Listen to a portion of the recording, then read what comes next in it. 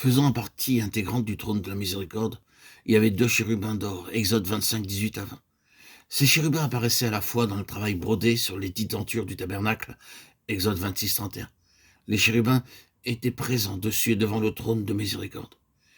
Il ne nous est pas encore dit à quoi ils ressemblaient. Nous devons chercher dans d'autres parties de la Bible pour en savoir plus à leur sujet, notamment dans le livre d'Ézéchiel et celui de l'Apocalypse, où ils sont appelés les êtres vivants.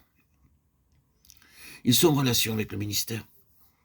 Revenons au premier chapitre d'Ézéchiel. Dieu avait un message très important à transmettre aux nations par le canal d'Ézéchiel.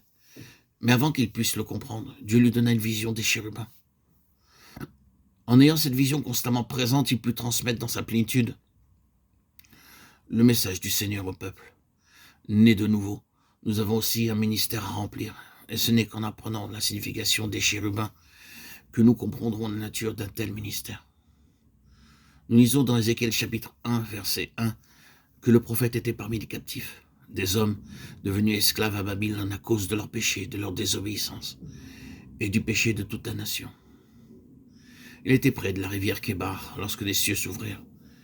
Dieu nous montra pourquoi le peuple était devenu captif, comment il pouvait recouvrer ses possessions perdues et comment Dieu jugerait les nations. Nous lisons que la main de l'Éternel fut sur lui.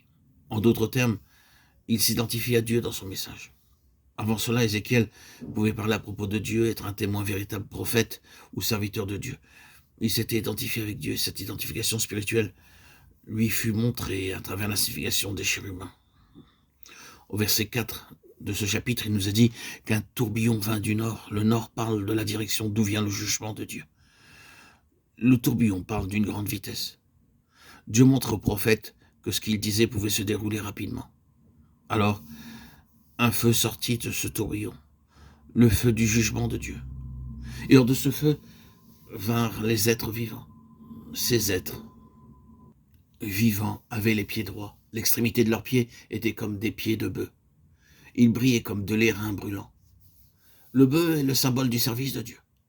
Pour être un véritable serviteur de Dieu, Ézéchiel devait avoir les pieds droits afin de marcher dans le sentier que Dieu lui commandait de suivre. Il n'y a aucune perversité dans ce chemin. Son oui devait être oui. Et son non, non. Aucune parole inutile devait venir sur ses lèvres. Les pieds étaient d'airain, soulignant que le Seigneur Jésus a écrasé la tête de Satan sous ses pieds. Nous aussi, en lui obéissant, nous écrasons Satan sous nos pieds. Romains 16, 19, 20. Bien que des créatures vivantes paraissent si frappantes et impressionnantes, elles avaient cependant la forme et les mains d'un homme. Ézéchiel était un homme, néanmoins, Dieu voulait accomplir par lui un grand ministère.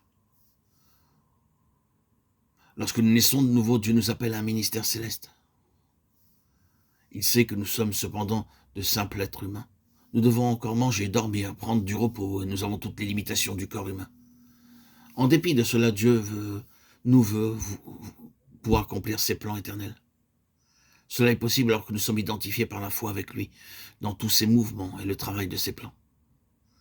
C'est la signification des mains d'homme